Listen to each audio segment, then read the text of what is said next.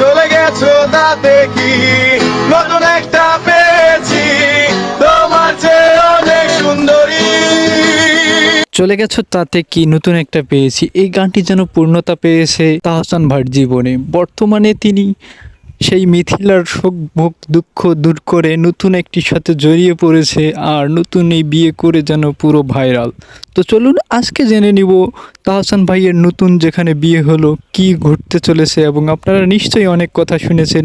তো আমিও আপনাদের সামনে এক্সপ্লেন করতে চলে আসলাম তাহসান ভাই নতুন যে মেয়েটিকে বিয়ে করেছে তার জীবন বৃত্তান্ত সম্পর্কে।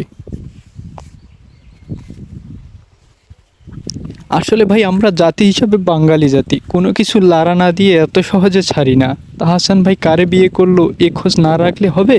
তাহসান ভাই যে মেয়েটিরে বিয়ে করছে সে লন্ডন প্রবাসী। প্রবাসী হলেও কি হবে ভাই, এর আগে কিন্তু সে দেশেই ছিল, আর বরিশালে তার বাসা। আমি শুনলাম তার নাকি 8 বছরের একটি ছেলের সাথে প্রেম রয়েছে। আহা, 8 বছর প্রেম করার পরে তারে ধোকা দিয়ে শেষ পর্যন্ত তাহসান ভাইয়ের কপালই জুটলো। কি করবেন ভাই, কার ভাঙা ঘোড়ার জীবন, কার কপাল জুড়ে আর কার কপাল ভাঙে কোনো ঠিক নেই। মিথিলা আরেকজনের কপালে চলে গেল, আর তাহসান ভাই আরেকজনকে পেয়ে গেল অন্যের কপাল থেকে ছিনিয়ে। হয়তো এভাবেই ভাঙা ঘোড়ার পৃথিবী গড়তে থাক, সেটা বড় কথা না। যেই মেয়েটিকে বিয়ে করেছে সে নাকি পানামা ফারুকের মেয়ে।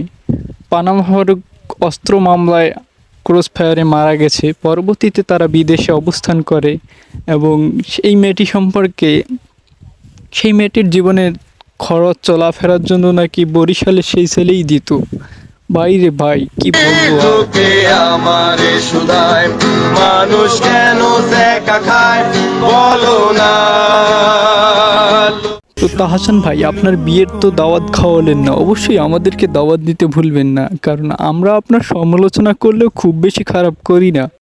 জি ভাই, আমরা বাঙালি জাতি, আমরা অন্যের নিয়ে কথা বলবো না, সমালোচনা করবো না তা হয়।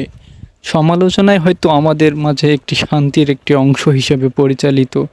তো তাহসান ভাই মিথিলা তাদের সম্পর্ক আপনারা দেখেছেন, দোয়া করি এরাও যাতে মিষ্টি সুন্দরভাবে জীবনযাপন করতে পারে।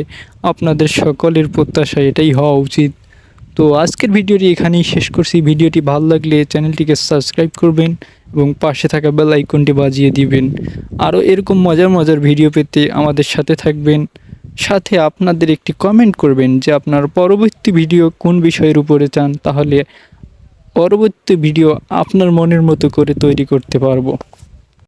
कभी मेरा था पर अब बेगाना है ये दीवाना दीवाना समझे ना।